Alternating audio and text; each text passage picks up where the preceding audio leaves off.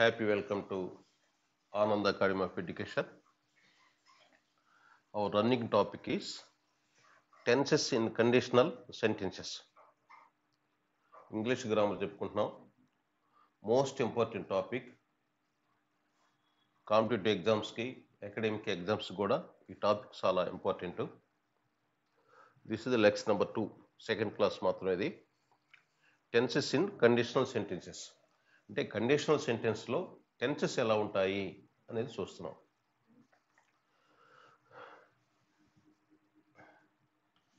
If it rains, I shall postpone my journey.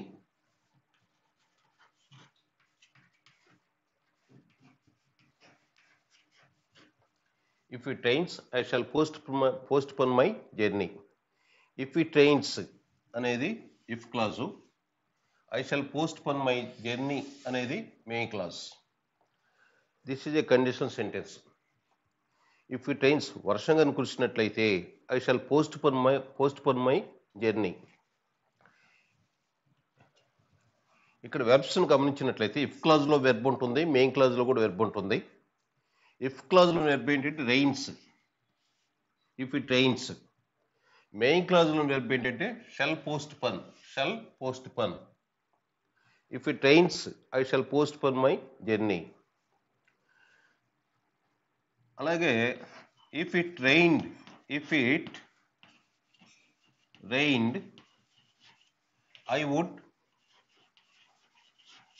I would postpone my journey.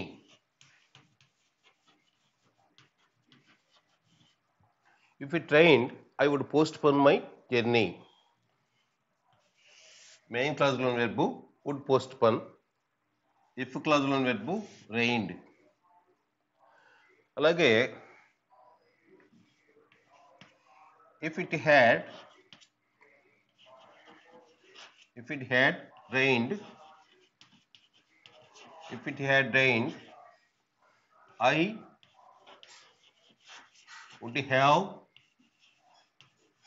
postpone my journey.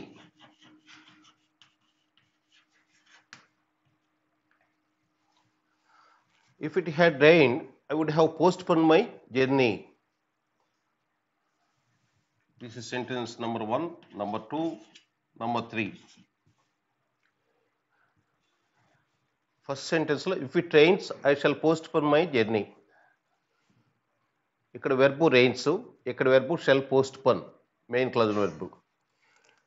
Second సెంటెన్స్లో if it rained verb past టెన్స్లో ఉంది. Would postpone, ఇక్కడ verb would plus infinitive. I would postpone my journey. If it rained వర్షం కానీ కురిస్తే నేను నా ప్రయాణాన్ని వాయిదా వేసుకుంటాను.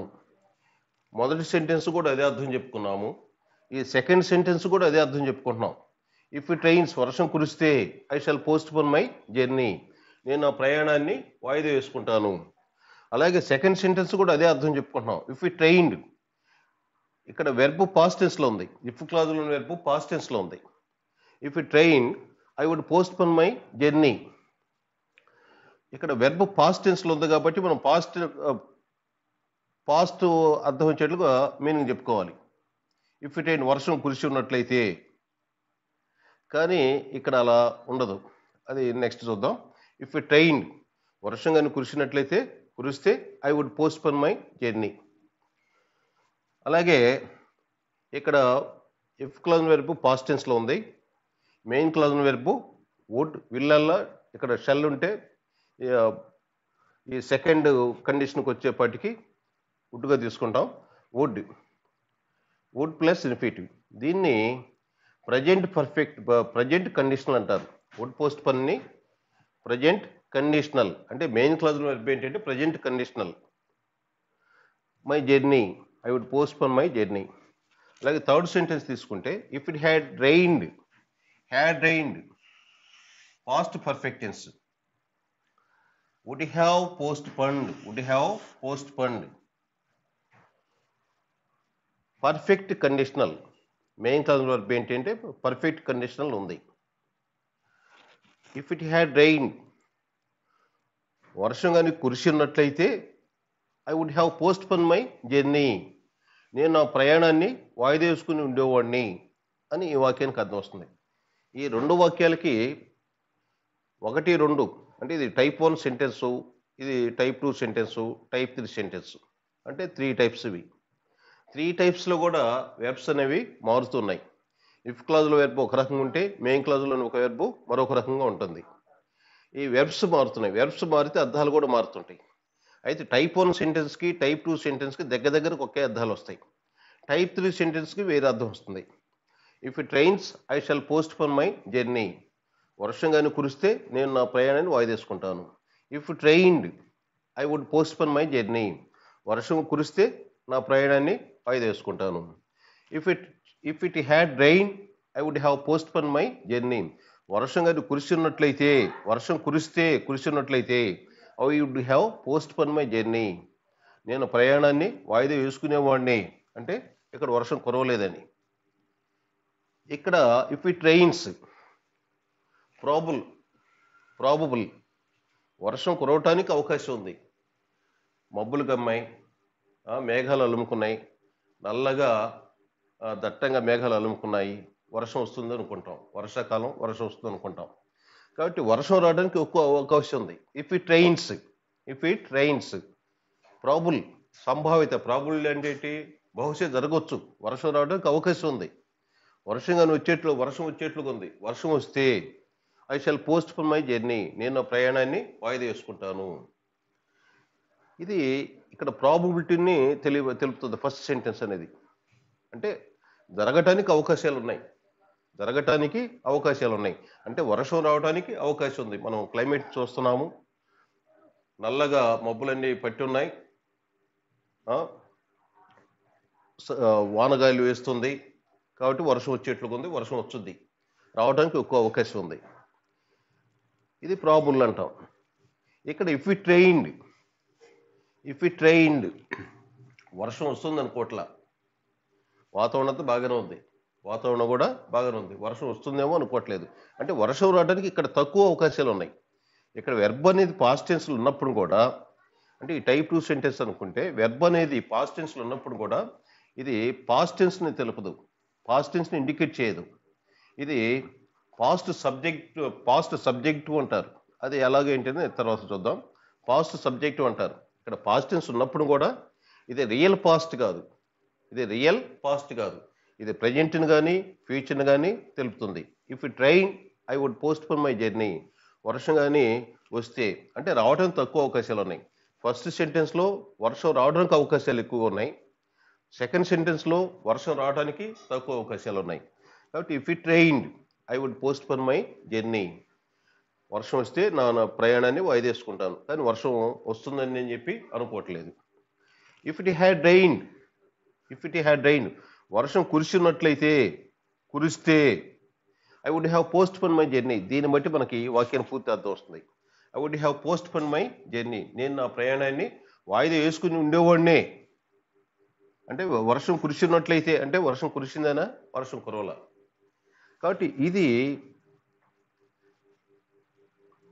కాంట్రరీగా ఉంటుంది. థర్డ్ సెంటెన్స్ అనేది కాంట్రరీ టు ఫ్యాక్ట్, వాస్తవానికి విరుద్ధంగా ఉంటుంది, ఇంపాసిబుల్గా ఉంటుంది. ఇంపాసిబుల్ కండిషన్ అంటారు దీన్ని. కాబట్టి ఫస్ట్ సెంటెన్స్లో ఇఫ్ క్లాజుల వెర్బ్ ఒక రకంగా ఉంటే, ఫస్ట్ సెంటెన్స్లో ఇఫ్ క్లాజుల వెర్బ్ సింపుల్ ప్రెజెంట్లో ఉంటుంది, మెయిన్ క్లాజ్లో వెర్బ్ ఫ్యూచర్ టెన్స్లో ఉంటుంది, సింపుల్ ఫ్యూచర్.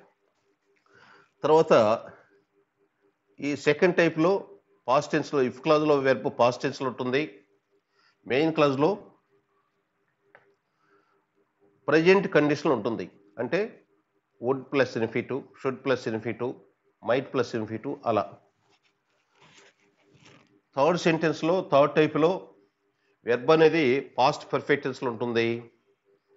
ఇక్కడ మెయిన్ క్లాజ్ వెర్బ్ అనేది పర్ఫెక్ట్ కండిషనల్లో ఉంటుంది. సరే, ఇవి కాబట్టి ఈ 3 వాక్యాలను బట్టి మనకేమవుతుందంటే ఈ కండిషన్ సెంటెన్స్ని ఇక్కడున్న వెర్బ్స్ని బట్టి మనం 4 టైప్స్గా డివైడ్ చేసుకోవచ్చు.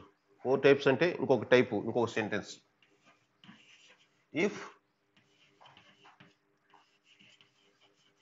You heat ice it melts. If you heat ice, it melts. నీవు కానీ మంచును కానీ వేడి చేస్తే ఇట్ మెల్ట్స్, అది కరుగుతుంది. అది కరుగుతుంది. ఇఫ్ క్లాజ్ ఏంటి? ఇఫ్ క్లాజ్ అనేది ఇంతవరకే. ఇఫ్ యూ హీట్ ఐస్, ఇక్కడ వెర్బు హీట్, ఇక్కడ వెర్బు మెల్ట్స్. ఇఫ్ క్లాజ్ ఏంటి? ఇఫ్ యూ హీట్ ఐస్, ఇది ఇఫ్ క్లాజ్. మెయిన్ క్లాజ్ ఏంటి? ఇట్ మెల్ట్స్, అది కరుగుతుంది. If clause verb heat, main clause verb melts. ఇది ప్రెజెంట్ టెన్స్లో ఉంది. మెయిన్ క్లాజ్లోని వెర్బు కూడా ప్రెజెంట్ టెన్స్లో ఉంది. అంటే ఇఫ్ క్లాజ్లో వెర్బు ప్రెజెంట్ టెన్స్లో ఉంది, ఇఫ్ క్లాజ్ వెర్బు మెయిన్ క్లాజ్లో ఉంది. ఇక్కడ ఫస్ట్ టైప్లో ఇఫ్ క్లాజ్ వెర్బు ప్రెజెంట్ టెన్స్లో ఉంది, simple present. Main clause verb ఫ్యూచర్లో ఉంది. ఇక్కడ సెకండ్ టైప్లో ఇఫ్ క్లాజ్ వెర్బు పాస్ట్ టెన్స్లో ఉంది. ఇక్కడ present perfect, main clause verb present కండిషన్లో ఉంది. అలాగే థర్డ్ సెంటెన్స్లో థర్డ్ టైప్లో ఇఫ్ క్లాజ్ వెర్బు పాస్ట్ పర్ఫెక్ట్లో ఉంది. మెయిన్ క్లాజ్ వెర్బు పర్ఫెక్ట్ కండిషన్లో ఉంటుంది. కానీ ఇక్కడ ఫోర్త్ టైప్లో ఇఫ్ క్లాజ్ వెర్బు ప్రెజెంట్ టెన్స్లో ఉంది, మెయిన్ క్లాజ్ వెర్బు కూడా ప్రెజెంట్ టెన్స్లోనే ఉంది. అంటే దీన్ని జీరో కండిషనల్ అంటాం. Zero conditional, it is called a zero conditional. ఎందుకంటే ఇక్కడ రెండు ఇఫ్ క్లాజ్ అయినా మెయిన్ క్లాజ్ వెర్బ్ కూడా ఎప్పుడు కూడా ప్రెజెంట్ టెన్స్లోనే ఉంటుంది. ఎందుకు ఉంటుందంటే ఇక్కడ ఈ వాక్యాలు తెలిపేవన్నీ కూడా జనరల్ ట్రూత్స్ అవుతాయి. జనరల్ ట్రూత్స్ తెలిపేటప్పుడు ఇఫ్ క్లాజ్ వెర్బ్ ప్రెజెంట్ టెన్స్లో ఉంటుంది, మెయిన్ క్లాజ్లో వెర్బ్ కూడా ప్రెజెంట్ టెన్స్లో ఉంటుంది. దానికోసం చెప్పి దీన్ని జీరో కండిషనల్ అంటారు. Zero condition. కాబట్టి మనకు వాక్యాలను బట్టి, ఇఫ్ క్లాజ్ని బట్టి ఈ కండిషన్ సెంటెన్స్ని మనం 4 టైప్స్గా డివైడ్ చేసుకోవచ్చు. ఫస్ట్ టైప్ ఏంటంటే ప్రాబుల్ కండిషన్. వర్షం రావడానికి అవకాశం ఉంది, ఎక్కువ అవకాశాలు ఉన్నాయి. So it is a probable condition are probable condition. Second type ఏంటంటే ఇంప్రాబుల్ కండిషన్. ఇంప్రాబుల్, తక్కువ అవకాశాలు. ఈ కండిషన్ నెరవేరడానికి తక్కువ అవకాశాలు. ఇక్కడ కండిషన్ నెరవేరడానికి ఫుల్ఫిల్ అవ్వడానికి ఎక్కువ అవకాశాలు ఉంటాయి, ఎక్కువ ఆపర్చునిటీస్. కానీ ఇక్కడ సెకండ్ టైప్లో తక్కువ అవకాశాలు, కాబట్టి improbable. Third type if it had rain, impossible. వర్షం రాలేదు, వెళ్ళొచ్చాము, మళ్ళీ వెనక్కి వెళ్ళిన కాలం మళ్ళీ రాదు కదా, అది ఇంపాసిబుల్. ఫోర్త్ టైప్ ఏంటి?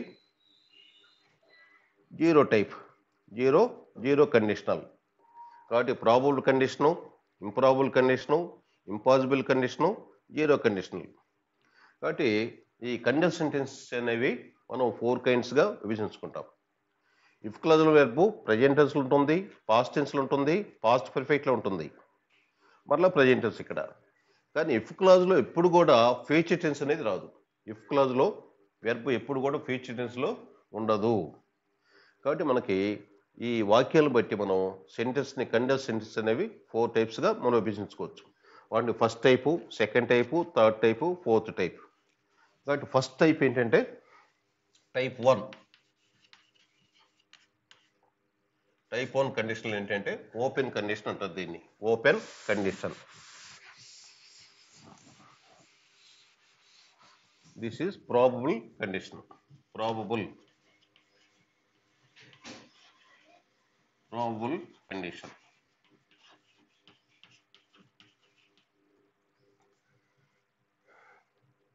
Type 2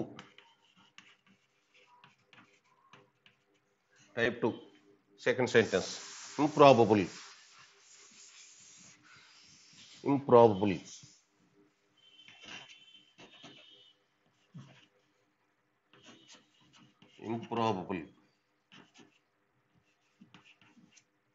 improbable condition.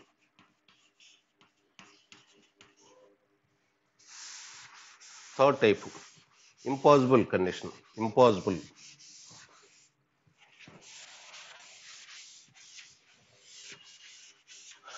Third type type 3 impossible.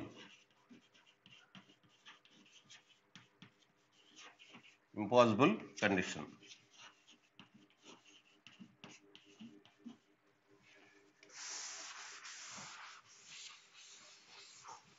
Fourth one type 4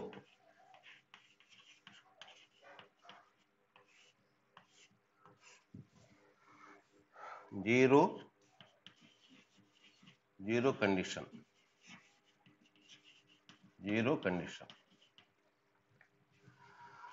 మొత్తం 4 types. Conditional sentence are of 4 types. Conditional sentence are of 4 kinds. probable condition type 1 probable condition, type 2 improbable condition, type 3 impossible condition, type 4 zero condition. ఈ probable condition అని కానీ probable conditional అని కానీ improbable condition are conditional, impossible condition or conditional, zero conditional ఇలా. Probable conditional అంటే జరగటానికి అవకాశం ఉంటుంది. అంటే ఇఫ్ క్లాజులోని వెర్బు ఫుల్ఫిల్ అవ్వటానికి ఎక్కువ అవకాశాలు ఉంటాయి. ఇంప్రాబుల్ కండిషన్ ఇఫ్ క్లాజులోని వెర్బు అది ఫుల్ఫిల్ అవ్వటానికి తక్కువ అవకాశాలు ఉంటాయి. ప్రాబుల్ కండిషన్ లాగా ఎక్కువ అవకాశాలు ఉండవు, తక్కువ అవకాశాలు ఉంటాయి. అలాగే ఇంపాసిబుల్ కండిషన్ అంటే అసలు అక్కడ షరతు అసలు ఫుల్ఫిల్ అవ్వదు, అసలు నెరవేరలేదు. ఆ షరతు అనేది అక్కడ షరతు అనేది కండిషన్ అనేది నెరవేరలేదు. That is impossible condition. Zero condition అంటే అన్నీ కూడా జనరల్ ట్రూత్స్ తెలుపుతాయి జీరో కండిషన్లో. ఈ ప్రాబుల్ కండిషన్ అనేది ఓపెన్గా ఉంటుంది ఎప్పుడు కూడా. అంటే బజార్కి వస్తావా, నువ్వు టీ కానీ కాఫీ కానీ ఆఫర్ చేసి వస్తాను అంటే ఓపెన్ చెప్పడం. కాబట్టి దీన్నే ప్రాబుల్ కండిషన్ అని కానీ ఆర్ ఓపెన్ కండిషన్ అని కూడా అంటారు. Open condition.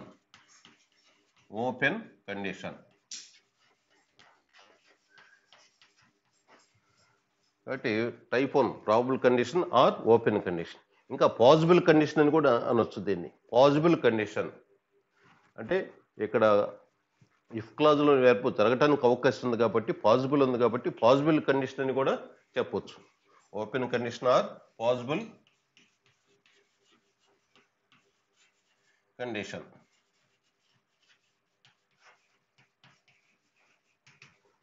అలాగే ఇంప్రాబుల్ కండిషన్ అక్కడ వెర్బ్ జరగటానికి తక్కువ అవకాశాలు. ఇంకా ఈ సెకండ్ టైప్ కండిషన్స్ అన్నీ కూడా వాస్తవాలకి చాలా దూరంగా ఉంటాయి. సపోజిషన్స్ ఉంటాయి, హైపోథెటికల్గా ఉంటాయి, అంటే ఊహాత్మకంగా కూడా ఉంటుంటాయి. ఇంప్రాబుల్ కండిషన్స్ అనేవి ఊహాత్మకంగా కూడా ఉంటాయి.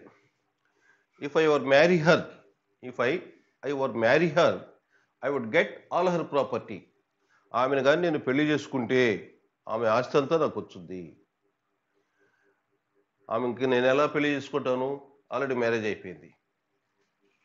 అది అన్నీ కూడా ఇమాజిన్స్, ఊహలు. కాబట్టి దీన్ని ఇమాజినరీ కండిషన్ అని కూడా అంటారు. సెకండ్ టైప్ కండిషన్ అంటే ఇమాజినరీ కండిషన్ కూడా చెప్తుంటారు. అంటే improbable condition or imaginary condition. Imaginary condition.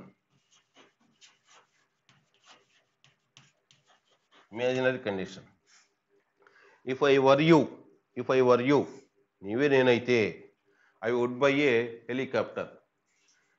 నువ్వే నేను కానైతే నేను హెలికాప్టర్ కొని ఉండేవాడిని. నువ్వు నేను కావటం అవుతుందా? కుదరదు. కాబట్టి imaginary condition, that is imaginary condition. Improbable condition or imaginary condition. Impossible condition ఒక షరతు, ఒక కండిషన్ అనేది ఫుల్ఫిల్ అవ్వలేదు. ఈ టైప్లో ఒక షరతు ఫుల్ఫిల్ అవ్వలేదు కాబట్టి ఇది ఇంపాసిబుల్. ఇంకొక పని జరగటం అనేది ఇంపాసిబుల్. ఎందుకంటే